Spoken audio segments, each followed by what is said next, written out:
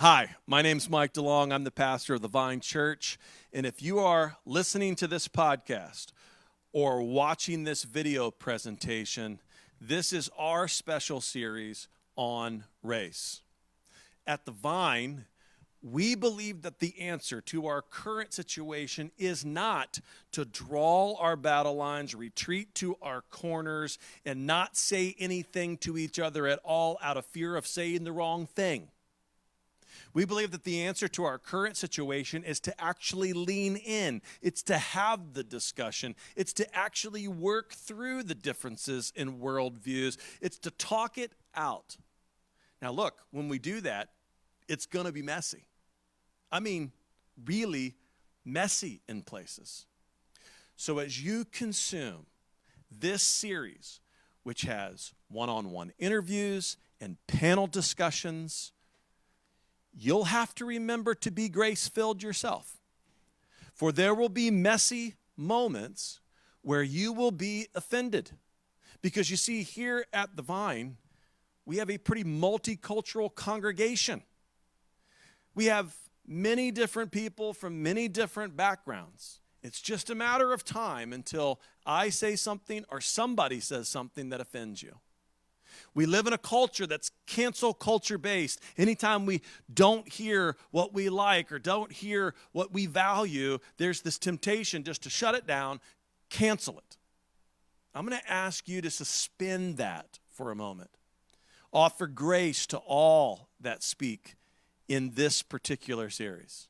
And as we work through this together, let's pray collectively that the Spirit of God would open our minds to the worldview of the other, give us perspective and mercy for the other, and that as we move together as a community, we may not fix the world, but we may become a shining example of how we overcome the differences in worldview through these discussions.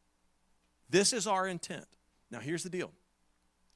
I can't control how you're going to react to this.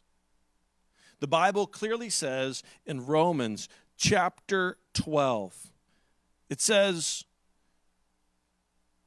do everything within your power to live at peace. As far as it depends on you, do everything to live at peace. Which means know my heart and know the hearts of those who've participated. We want to promote unity. We want to promote clarity and a biblical worldview. There will be moments when in our brokenness, in our inability to communicate effectively, we'll say things off the cuff that will not be exactly what we hold to be true. But I can't control your reaction. I can only ask you to be mindful, thoughtful, prayerful, and grace-filled as we work through this together. All right, proceed. Love you. Mean it. Okay, welcome back to Pewology. This is our podcast where we let the people in the pews talk about things that are going on in our world. And with me today is a couple of our KPD officers, my good buddy JJ and my new friend Brandon. And so welcome, guys. Glad that you're here with us. So glad you're willing to take out the time to talk a little bit. Absolutely. Yeah. Thank you, sir. This is what we enjoy. Do you guys live in Kissimmee? Yes, I do. Yeah? Yeah, we live in Kissimmee. Yeah? Yeah. Okay, so you're community people, you work for the police department. This is one of the perspectives we haven't had yet, so we're really wanting to kind of get your guys' perspective as a part of our community. Your families live here. You obviously want what's best for here. Yes. Absolutely. How long you guys been working for the police department? I've been with the agency for 11 years. Moved here from Jersey in 95. Went to school here, elementary, middle school, high school. You did the whole run here. I'm the local. You're a Kissimmee boy. I'm a Kissimmee boy. That's it. So for me, it's important to get back to where I live. Yeah. And we'll get, I guess, more into detail of How that looks. why I want to become a police officer. Right. And that's one of the first questions that everybody, why do you want to be a police officer? So Right. We'll definitely get into that. Don't you think at some level, don't you think all of us when we were kids, At some you level. want Yes, we everybody do. wanted to be a police officer, Yeah. right? Yes. That's the coolest job. Yes, it Yeah. is. When you're 5 years old, you're get me a badge, man. GI Joes. Yeah, and, you know, yeah, military. All your that. Legos, the police Legos and everything. yeah, absolutely. How about you? You been here for a long time? So I've been here going on 9 years now. Okay. I am originally not from Kissimmee. I'm from Orlando. I'm Okay. from Pine Hills, actually. And just trying out the workforce. When I tried to apply for different agencies back in 2012, 2009, that's when the recession was going on. So I Okay. tried everywhere and ended up at KPD, and they opened me arms.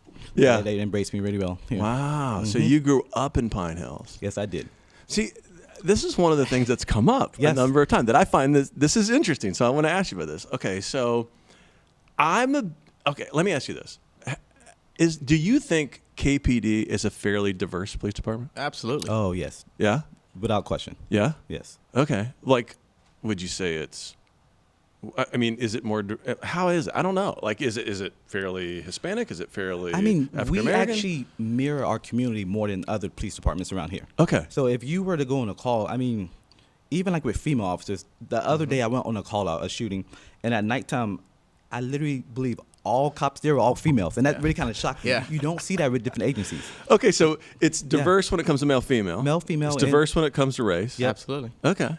And I think that's a good It's thing. a- It's awesome. a very good thing. It's- And it- it makes me smile when I see that, because when you see us all together, we really do look like a community compared to different agencies. So, I mean, I really do commend Chief Odell on trying to make sure that we do mirror our community. And everybody has like a specific talent, which is great. Okay. Because we just put all of our, mindsets together, and it's like a superhero type thing. Like put our minds together and boom, So So it's a pretty respectful environment. Absolutely. People have you ever had an occasion, because I know we got to get into all this, but have you ever had an occasion where coworkers, and I don't want to overstate it, but hold each other accountable, encourage each other, like say, hey man, I think we're got to do better here. We got to do, you know what I'm saying? absolutely. Yeah. Especially high risk incidents, we always have a debrief. We always talk about, what can we do better? Okay.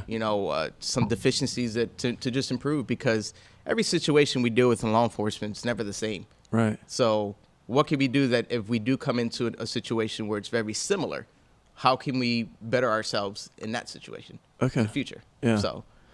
So why do you, like, at what point do you know, like you're going along in life, at what point do you know I want to go into law enforcement? It was a little bit later for me. It wasn't initially like when I started going to college, hey, I want to become a law enforcement officer. My mom was a state trooper for 33 years. Okay, so it's in your blood. And then I have a twin brother. He's a Orange County deputy now. He was in Seminole County. So, yeah, so just in my blood, it was very natural. And Okay. just fell right into it, and I loved it. Yeah. in my case, is I had two family friends growing up. They were really close with my dad. So I basically look at them kind of like uncles. And they were like, for me, I looked at, growing up, seeing them, they were like super cop for me, Okay. because they're the really active, really fit type, police officers. So, Yeah. growing up, I always had that in the back of my mind. Not necessarily like, since early age, this is what I want to do. Right. But it's always like, it always interests me growing up. Yeah. And till finally, while going to college and getting my degree and all that, working for the school board for one point, it's when it clicked. I'm like, you know what? I enjoy working with people. I think it's time for me to Go into law enforcement. Go into law enforcement. Initially, for my mother, she did not want me to be a cop. She'd at all. been in it. No, she did not want me to. Me or my brother. She literally tried to, like, hey, do something else. Find this, find Why that. do you think so? Because I just think she knows the difficultness of it, like from a day-to-day struggle. I mean, Okay. this job is not always, the job like you're always happy, you're smiling. It's not like that. You have very low moments. Yeah. And another thing too, from her being a black officer too, it's a different point of view too. Yeah. So that's another avenue why she was letting me know I was getting to it for the right reasons, and not just, hey, I think it's a cool career, but just, hey, just so you know, this is what this career entails. It's gonna be a long career, so I'm gonna let you know what you get into. I've said this a number of times because we've been talking about some of the complicated issues that revolve around community now and policing and the way we view policing. I mean, obviously all that's come up. You guys aren't living under a rock. You're hearing all this daily. And I've been saying maybe simplistically, maybe it's just a stupid, simplistic, single shot answer. But I've been saying, hey, I think that as police departments like KPD become diversified in a really healthy way. And I don't know, we can talk about how we get there, Yeah. all that kind of stuff. I don't really care. But if they are a resemblance of the community, it just feels like that's a step in the right direction. Yes, it is. When it comes to trust in the community, when it comes to reflecting community, and it comes to holding each other accountable on the issues that are so complicated today. Right. And I look at the situation and I go, here you are coming out of Pine Hills. I almost said Crime Hills. Pine Hills, right? You know what I'm saying? Exactly. Which is not a place where Yeah. the police are always celebrated. No, not at all. Not at all. And so I am interested in that. Like, how do you go, okay, I want to be a police officer? It's just a weird dynamic. Yeah. It's totally weird. Because, I mean, and to be honest, the past couple of weeks have kind of made me remember why I got into this profession. I mean, I do want to be that person that when they see, hey, I actually do have someone who looks like me who's doing this job. Absolutely. And it kind of makes me want to, hey, they can relate to me and they can strive to, hey, I want to be better. I want to do this too. Okay. So it really kind of reignited me of why I became a police officer these last couple of weeks. Yeah. And to be honest, it was kind of tough at first, being a black male at first, and you hearing this, and I mean, some of your friends have certain point of views about it. It was very difficult at Right. first, but just, I mean, yeah. It really reminded me. So now it's been like, I don't know how many weeks, 4 weeks or whatever we have this thing with Floyd that goes down, and it has set off a chain of events Yes. in our nation that's crazy. So from your guys' perspective, you saw this in time with the public. What was your thoughts? Honestly, when I saw the video, I was disgusted. Yeah. You know, not only as a human being, Yeah. as a person, but even in my profession, because at the end of the day, he was wearing a uniform. Yeah. And to be acting the way he did and, you know, do what he did, Yeah. it's just mind-blowing to me. Yeah. I mean, what even gets me more too are the other officers that sat around and saw that too. I was going to ask Absolutely. you that. From our training, especially KPD, we really do put in place that, hey, if you see something going on, you need to say something. It's something that obligated by. We have to say something. If I see, because another thing that people don't understand, like when we have a use of force, Okay. if they escalate, we can escalate. But if they de-escalate, we're obligated to de-escalate too. At Okay. that point in time, he de-escalated. So the police officer should have put their level down also too, which he did not do. So But- that's a specific training you go Yes. through. Yes, we So do. you guys go through a specific training, like, because I think the public doesn't understand Yeah. this. Yeah. We sit around and like we make these blanket statements like Yeah. the police need to be retrained, and I'm like, we don't even know how they got trained. Yeah. Like, how much do you know about law enforcement? so I don't know anything. So for our agency, we have a peer intervention training that we do every year. Right. You know, so we're not only do we have a classroom session, but we actually have a practical where we're put in situations where, you know, it's a scenario. Yeah. You know, where somebody's, you know, rights are being violated, and Okay. we as officers have to realize when another officer is doing wrong. You know, at that point, we need to step in and say, no, this is wrong. Step aside, go over here and handle the situation. Yes. You know, So this isn't even just like classroom training. This is No. like, hey, we're going to act out these scenarios. Yeah. We're going to Absolutely. practice this. We're going to talk about this. There's an Absolutely. expectation set. Yes. I mean, and it goes across the board. It doesn't matter if you're a supervisor, an officer, you know, community relations. It doesn't matter across the board. You know, you need to step in. That's our job. Well, I guess that's what does make what happened then so offensive. Yes. Is because you guys from the inside know, obviously these guys had some training on this. Yeah. It's highly likely Yeah, that they highly had some likely. training. I don't know their yeah, name, but what highly they're likely, yeah. Yeah, but you got to think there's some standard across the board Right. that these police departments are trying to reach. And so they obviously had some discussion, some training. And then to ignore all that, man, that was tough to Yeah. watch. Yeah. Absolutely. And just to be human when it comes down to it. I mean, what other human is going to put their knee on someone's neck? That just, Yeah. wrong with so many levels. Yeah, that's crazy.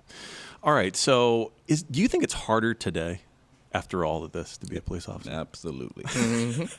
Like, Yeah. it changed quick, didn't it? Like I said, my mother, she looked at me like, I'm so glad I'm not getting into it now. Because there's Right. no way She's I would get into retired? special. Yeah, she's retired. Oh, she's loving There's that. no way I would get into it now. Yeah. Like, good luck. That's what she said. I think as a person in the community, as a person that's not in law enforcement, I do worry about this. So I as just a person in the community that's interested in the health and welfare of the entire community, I go, hey, I'm wondering if the reaction now is undermining the potential for good people to go into law enforcement. Does it make sense? You know what I'm Yes. saying? Like, Yeah. are there good people looking at law enforcement and going, oh my gosh, this is a mess. I'm not getting into this. You know what I mean? Yeah. And I worry about that. Like, as a community person who wants the best for the community, I'm like, I want a safe community. Right. I want good people on the police force. I want to make sure we're protected and that Yeah. people have the right you know? And I just feel like today the target keeps, like, we keep moving the goalpost of what's Exactly. good and bad, right and wrong for police. And I'm like, this worries me, you know? Yeah. That we're going to end up some knuckleheads down the road who are the only ones that want to be in this, and good, well-meaning people are going to be skittish about getting into this. Yeah. But then I also look at the other aspect. There's people probably looking at this like, you know what? I'm not going to allow that to happen again, and I'm going to get into this profession to make a change. And that's kind of what you said. Yeah. I mean, you were like, hey, I wanted to get into this to set a... Because like I said, when I first saw all this going on, a couple weeks, I'm like, why in the world am I doing this? Like, I'm really doing this, and people are mad at me. They're upset for something I didn't even do. Right. But then it really, like a gut check. You have to think about it. Hey, this is why I got into it. I do want to make that difference. Yeah. So I think those type of people are the ones that we're going to be getting, the ones who really are in it for the correct reasons. Oh, okay. So you think maybe a refining thing, get down to the best of the best. You would hope so. You never know. I'm praying. Okay. So after all this goes down, did you have a bunch of people reaching out to you immediately, like reaching Absolutely. out to you and thinking about you Yeah. guys and like going, hey, man, is it your friends or is it people? And What is it? surprising, like friends I've never spoken with in years are reaching out. Hey, I'm just praying for you. I'm thinking about you. Okay. And even my brother said that too. If him being on the road, people are more receptive, and he actually got this a lot more than he has in the past. Like, hey, I'm praying for you. Can I come pray for you? Hey, thank you for your service. Stuff like Yeah. that. So we are seeing the positive things on the streets from That's the ground great. level. We actually are. That's Like I good. said, as an agency, we see that, you know, we're so involved with our community. I mean, you know, I mean, we have so many different meetings, you know, pastor meetings every other month, Yeah. with, you know, with the police department. We have our neighborhood watch programs. You know, we're dealing with the Explore program that we have as well. Yeah. Dealing with the Boys and Girls Club. We're always constantly, you know, setting up basketball tournaments, football tournaments. So Yeah. we're really, really involved as an agency with the community. So it's makes us feel good to see that they see, yes, a tragic incident happened somewhere else, but here in Osceola County and Kissimmee, we're really good with our community. Yeah. You know, and I think people here in Osceola County should see that yes, that what happened over there is bad, but really see what's happening here, and we have something good here. Don't going lose on. track of Yeah. what is happening here in our own community. Exactly. I think the thing that I worry about is that people forget that you guys are like real people, and you're going Yeah. out to do Yes. an important job in our community. And let's not forget, you know, let's not forget just a few years ago that we had 2 KPD officers that were shot and killed here in this community. It's a dangerous job, and we thank you for that. And I remember that night. I remember texting your wife, please tell me this is not JJ that night. You know what I'm saying? Like, I remember being like, this is crazy, right? So I think there's a portion of the public that doesn't forget that this is an extremely dangerous job, that we have nothing but honor and respect for you guys to do this. So all these discussions, I worry that we forget that, like, we talk about police like they're a group, like they're a tribe separate from us. But you guys are in the community, want what's best for our community just like we do. Absolutely. Yeah. Real people. That's what we are. Yeah. Normal people. We're real. You can touch us. We're fearless. We're real. You know? Yeah. But yeah, absolutely. And I think we as an agency, we try to make that point. You know, we're human. And clearly, obviously, with Chief Wardell, you know, taking the initiative with the community leaders, that we're not going to accept what happened with Floyd in our community. That's not going to, it'll never happen. Yeah. You know, or you will be, you know, prosecuted, you know, if something were to happen like that. Wow. You know, so for us is we take it to heart. Did you guys have, like, did the police department have some sort of meeting after this and say, hey guys, we know all this is going on? And was there a reminder like that, or was it just already, the standard was already there? You knew that was already. I think as an agency, we It's knew already there, because yeah. the training's in place. We see what's going on TV. Yeah. You know, we see the good that we do in our community as well. Mm-hmm. You know, and we're going to continue providing that service in our community. Right. With everything going on, because that's our passion. Yeah. Is to make sure that we keep this community a good place to live, visit, and work. Yeah. That's our mission. Let me ask you guys some specific questions, because I know there are people wanting me to ask you guys this, and so I just want your opinion. You know, there's this big push right now. Like, I was talking to one of my buddies up at Orange County, and there's this big push right now in certain cities and nationally to change some of the actual tactics that police use. And so one of those push was to do away with all chokeholds, or in some cases, all restraint holds. And I was like, how do you do your job with somebody who's a menace or fighting and Yeah. worry about have I crossed a line here? Yeah. Because up until this time I was trained to do it a certain way. How do you figure that out? I mean, just like I said, with our training of escalation and de-escalation, Okay. it gets to a certain point when you're in a full-out fight. I mean, you're in a full-out fight. Okay. You're doing certain things. You're not worrying about, hey, I'm doing this, I can't do that. But when the situation is warranted and you have to downgrade your response, you are obligated to do that. So Okay. it's that type of metrics that what we're trained, we just naturally do it. Yeah. And it's just like repetition. You keep doing it over and over and over. Yeah. It just becomes muscle memory at that point. So, Are know, you worried they'll overreact though nationally? Are you worried that we'll overreact and put restrictions in place that will make your job harder? Yes, I am worried about that. Hopefully it does not get to that point, but yes, I am worried about that. I'm worried about that. I'm worried about both sides. Yeah. Right. I worry about police officers who would abuse their power. Yeah. I get it. Because I get it's it. still like, I mean, it's always good to go back and look at our policies and practices and just refresh things that aren't working and, reemphasize on things that are working. Yeah. So it's always good to always just have a review of police policies. Right. in our training department too, they review all that and Okay. see, okay, what can we do different? As far as tactics, taking, an individual down on the ground, restraining them, stuff like that. What can we do different to prevent from a Floyd happening? Yeah. To an extent. So it's always re-looking at all of our policies and procedures and making sure that, what we have in place is working.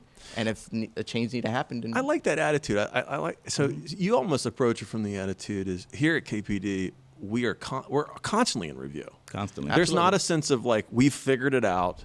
The absolutely not. policies from 10 years ago will always work No. today. You guys are looking at the way, the interactions, the reviews, the science behind all this, and going, hey, if we need to make changes, we'll make changes. Right. And the good thing for what our agency is, it could be just the regular patrol officer that sees something in a policy and can bring it up to their staff and say, hey, you guys might want to look into this. Maybe we could do this different or do that. And it'll get reviewed all the way up. And if changes need to be made, there'll be a revision that we will have to reread the policy and sign off on it. Yeah. So that's the great part about our agency is that we're constantly looking at what could we do to better our agency.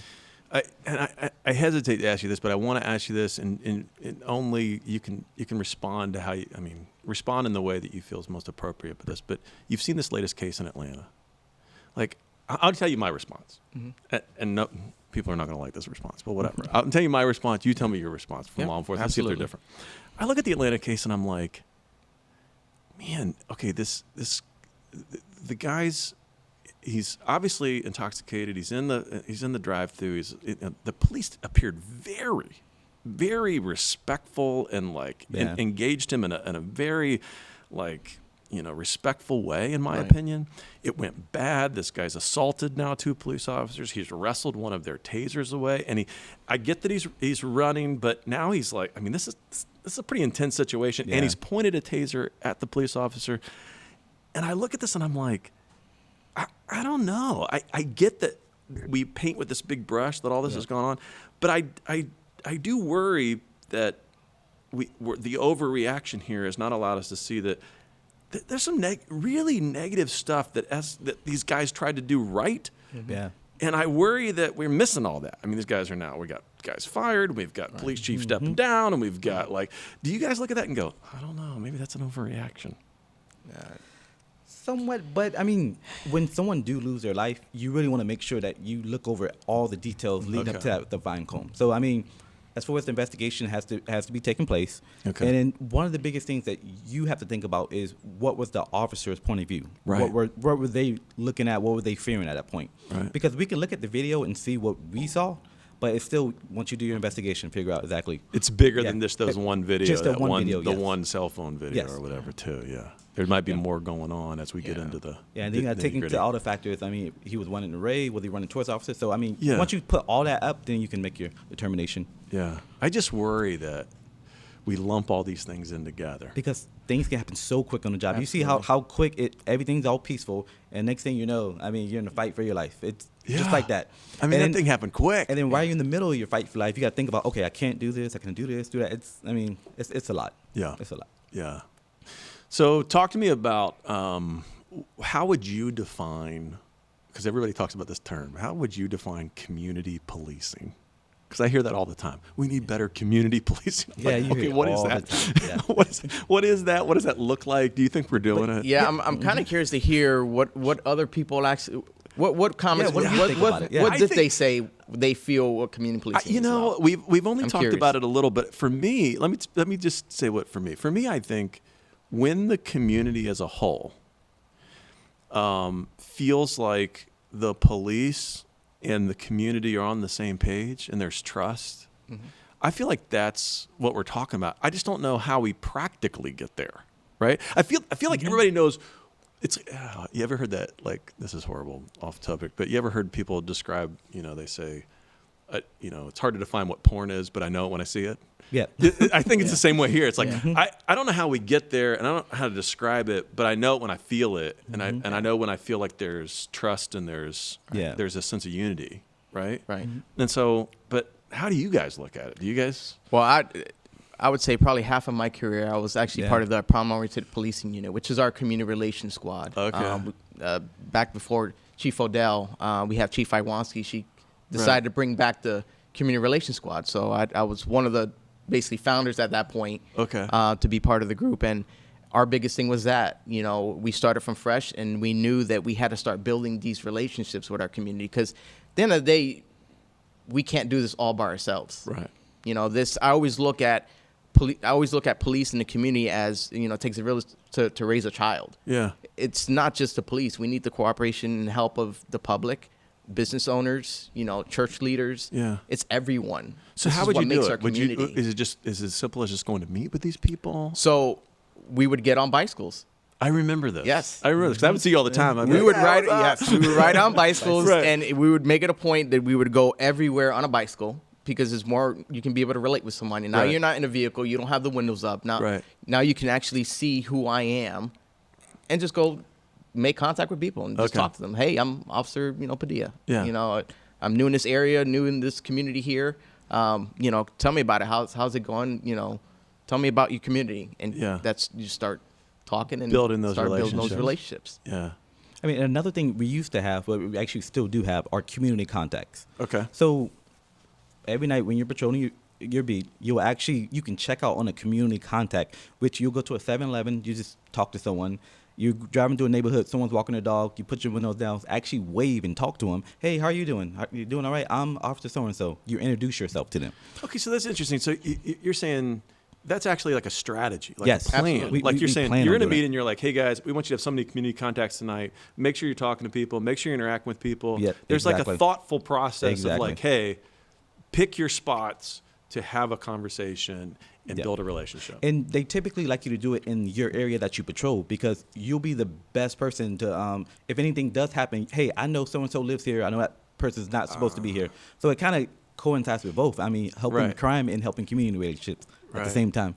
Yeah. Okay, that makes sense. Yeah. Yeah. So then it's like those relationships are in place. When something goes down, it's a lot easier to have a conversation and go, hey man, we need your help. Yes, a lot easier. Talk to me about Yeah, this. absolutely. Yeah.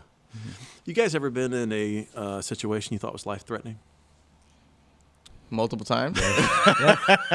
You're like, hey, dummy. What are you talking multiple about? times. Yeah, I mean, it's, but at the end of the day, it's, you always revert back to your training. Okay. At least I'm Yeah. sure a lot of us think that way. Yeah. It's why we do things a certain way as far as tactic wise, Right. to kind of put us in a position so where we're not vulnerable and put out there where we can actually get hurt or killed. Right. Right. Yeah, when we actually do try to make contact with someone, it's actually a strategy that we put. We always make a plan. Hey, we're gonna do this, you do that, and it's more thought out than what most people think so. Right. But I mean, the most dangerous ones that you really can't plan for as much are like the traffic stops or the domestics. Those are the ones you really can't. I mean, Yeah. things when they go bad, they can go bad very quickly. Yeah, those was the first two things in my mind. There's Yep, no yep. control. Domestics and traffic stops are There's like- no control in it. Yeah. Every situation in our profession is different. Yeah. Like, yeah, there's not like a prescribed. You No. wake up every day, it's new. You never know. I worry about like how the aftermath of this too, with people getting emboldened to be defiant towards law enforcement, especially in traffic stops, because that's got to be Yes. one of the hardest parts of your job. And now you're pulling people over, and it's like, hey man, license and registration. They're like, I'm not giving you my license. I mean, there's this like immediate adversity. Like we are on two different teams. And I know for us as an agency, we have our policy that we have to introduce ourselves and tell people why we're pulling them over. Is that a standard here, or is that a standard nationally? I know it's our standard, and I'm sure a lot of agencies are adapting to that because, 9 out of 10 times, what is the first thing somebody gets pulled over? Why are you pulling me over? Yeah. Well, then Do explain you to have them. to do that though, or is that just something you're doing out of like? No, we're per policy we have to tell Yeah, people. but I'm saying is that there's a difference between policy and like constitutional rights. Like, is that a constitutional right? Or are you saying, hey, as a police department, we're trying to do de-escalation techniques where we know if we start off with, hey, this is the reason why we're pulling you over. Can't have your license and registration. We're taking a step in their direction, like to, to make that relationship. Or is that just like their legal right? I don't know. You have to identify yourself and tell them why you pulled them over. Yes, Oh, you okay. have to. Okay. Okay. I didn't know that. I just You figured. thought that would be like policy-wise? Yeah, you have to. I figured you guys just being nice. All right, so the policy is, hey, we pull you over. We say, hey, this is why we're stopping you. You got a tail light out. You didn't signal. You're going too fast. Slow down, you knucklehead, or whatever it is. And then that process starts. Yes. What if the person is just like so defiant? Like, what do you do? But when you think about it, we're the only ones there that have a duty to be professional. So, you have to be. Okay. You have to be professional at all times. Right. And one thing that I would say to people, even officers and people getting pulled over, is just put yourself in the other person's shoes. Okay. As far as that person being pulled over, why do you think they're yelling at me? Why do I think? Maybe because they had a previous bad experience. Okay. So from my standpoint, I'm going to try and make this the best experience for them by getting pulled over, trying to make them more comfortable, more at ease. Nice. From that point, that's my point of view. Right. Yeah. I've had some.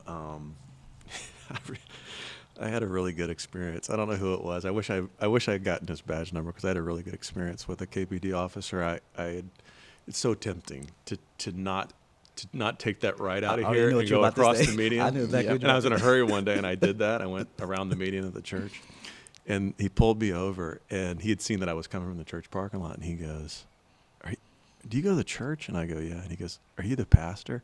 And I go, yeah. And he just shook his head, and he was like, man, come on. I was like, I'm sorry. Yeah. I'm sorry. It's very tempting. Yeah. I've had a good experience there so far. But is there ever moments where it's just like you're having a bad day, where it's like you really got to bear down to get through this? Everyone. Yeah. Absolutely. Yeah. Again, back to I'm human. Yeah, you're human. Right. Pastor, we see we deal with so much and see so much, and Right. when you're out there and patrol, we're responding to different calls for service to provide to our community. So we can go from one call where it's dealing with the death of a child to now I have to deal with a domestic violence incident, to then have to go deal with an individual in a traffic stop, to then now dealing with a barricaded subject. So you just never know what you're getting into. So as a profession, it can get a little bit overwhelming emotionally wise, but you have to remember we have a duty and we have to serve our community. So whatever you do with that incident, you dealt with it. Now let's move on. Yeah. And add better service to the next person. Yeah. You shouldn't, just because you're upset of a situation, at one incident, you shouldn't carry that over to the next one, because this may be the first time this person ever dealt with a police officer. Right. And here you're emotional, and now they're looking at like, what's going on, you know? And for them, that could be their bad experience. Yeah. And that's what we don't want as an agency. Yeah. Brandon, are you married? No, I'm not. No? Okay. Do you think, I know your wife has a very different view of this because she's been in law enforcement. So she has a much more realistic view. But you're working with guys whose spouses aren't, they're not married, or they are married, but they have spouses that haven't worked in law enforcement. Do you see, after all of these last couple weeks, it's been so intense, do you see the stress that is taking place in other officers' homes and their relationships and their marriages and stuff? It's got to put a lot of stress. Like if you're the spouse and you're sending your husband out and you know the environment they're in, or the wife, you got to feel like, oh gosh, it's got to be crazy. Right. And it's going back into it. Like all your family members are always continuously checking up on you all the time. Hey, are you doing okay tonight? Okay. Just let me know if you're good. Like, Yeah. I mean, they're continuing to check a That's- lot more that's than normal. support system. A lot more. Okay. Yeah, it's good to have your support system So in place. everybody bears down a little bit harder Yep. in times like these. And it's very encouraging for us too. It really is. Yeah. Yeah. Even I mean, it might be a simple thank you or something, but it really does mean a lot to us. Yeah, I can imagine. Okay, so tell me the last couple of things. Tell me about how you felt the protest went here in Kissimmee. How you felt like, from my perspective looking in, I thought it was a huge success. Like I look at it and I go, it appears as if from Facebook, right? Yeah, from Facebook. It appears as if the political leaders, Yeah, the absolutely. police, administrators, and the law enforcement, and then business owners. Absolutely. It felt like with the situation the way it was, that we had a really positive outcome with Absolutely.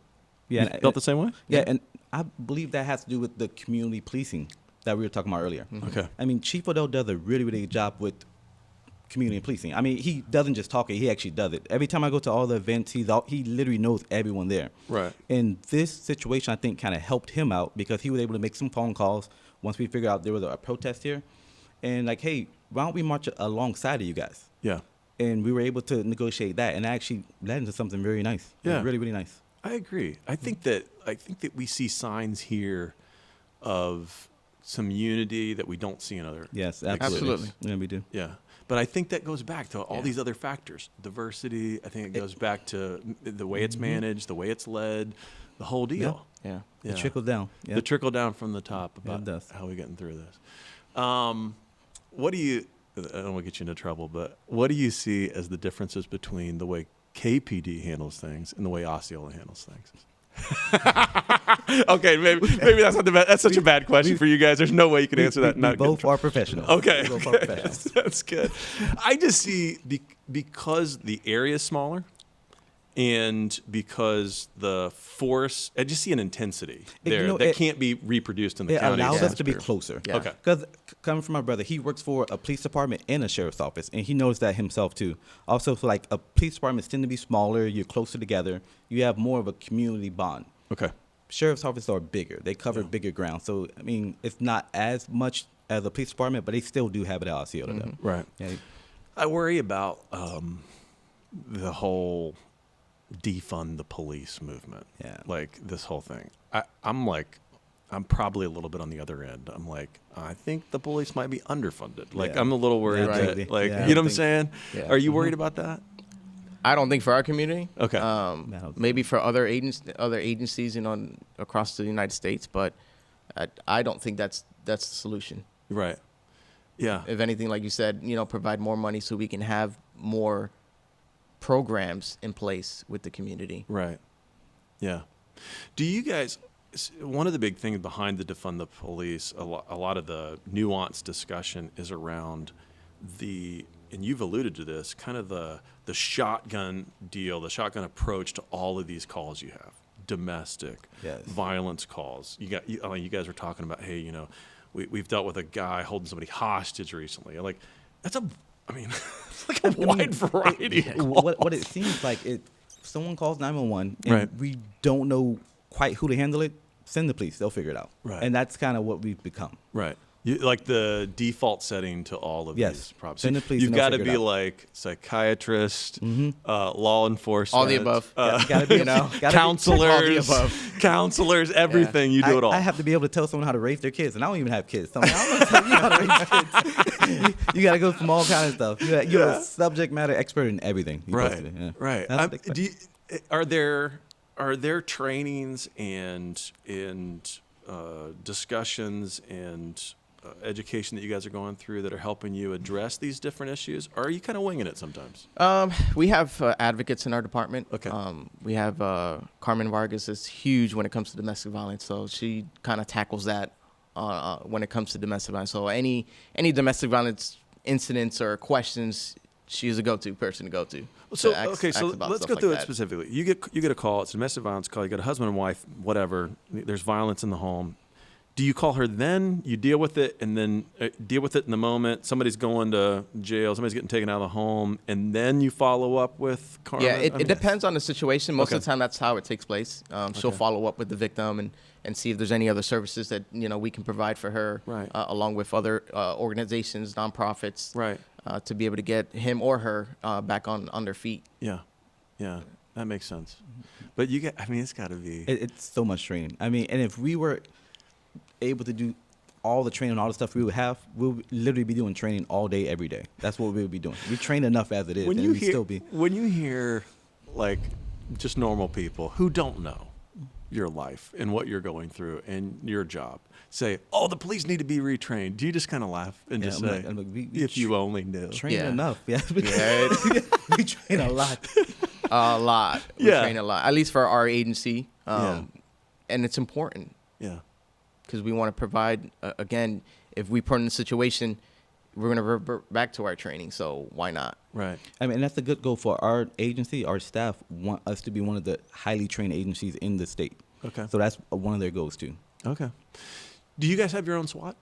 Yes, we do. Yeah. You guys ever We're served? both part of it. We're You both guys- part of you SWAT. have- oh, yeah? We literally just got called out last night. Yeah. That's why we're probably dragging right Yeah. now.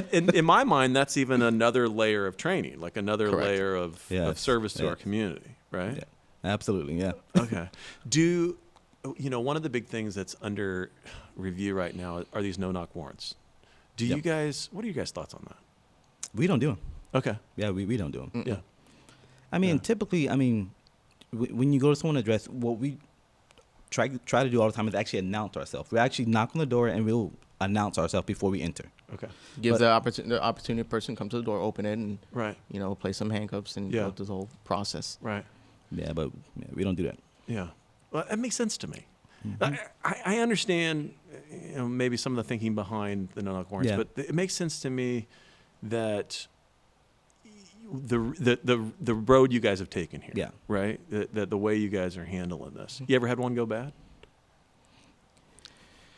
Not that I can think of recently. Not since I've been on No, the I team. mean- no. Really? What do Were you there ch- situations where we're like, this could have gone really bad? Okay. And it kind of goes back to what we mentioned is, we kind of do a debrief and say, hey, Right. what could be Yeah. done to better ourselves? Right. Yeah, there were situations, but it's part of the training. It's part of learning. That's where like Yeah. minor things that might have gone bad, but Yeah. nothing big Nothing and whole. big, No. no. Yeah. That's why we train so hard. Yeah. I mean, we train really good. We know. train so much, so kind of when we get there and execute it, it's kind of like, oh, this is. I mean, We've it's- done it's- this. it's kind of like this. We've done this. Yeah, I mean, it's to the point where I don't even need to speak to Brandon. And we like already know. I can just You know look what at each him other's thinking. and Yep. I can feel what if he's gonna go left, right, whatever he's gonna do, I can kind of feel. Wow. It's almost like an orchestra. Yeah, we it's- practice before. We It's get a there. vibe, believe it or not, that we practice so much that Yeah. and train that we kind of just feed off each other. I was talking to one of my friends up at Orlando for Orange County Sheriff's Office, and he was saying, one of the things that's hurt him the most in the aftermath from the whole, the protesting the riots and everything is that he looks back on his career and he said to me, and I'm paraphrasing, he said, one of the proudest moments in my career was the arrest of an officer that we believed was out of control. And I thought that was, Yeah. I thought that I was can agree powerful. with that. I was like, I can agree hey, with that. Yep. that makes sense to me. And he was very honest. I mean, he was Yeah. like almost to the point of tears. He's like, so to tell me that there's this blue line that will protect Exactly. things that are illegal Yeah. is not my experience. No. And he was like, hey, we take pride in making sure our standards are high. Absolutely. Yeah. And I mean, from a lot of people, when they talk about the blue wall and stuff of that matter, hey, we protect each other. I'm going to be honest with you. Hey, if we see someone crossing that line, we want them more than you do. Like, Yeah. we want them not to be in this profession. Because it reflects on It all makes Absolutely. us all look bad. Yeah. So, I mean, that idea of that blue, no, trust me, we want them out more than you because Yeah. it makes me look bad in the long run. Yeah, that makes sense.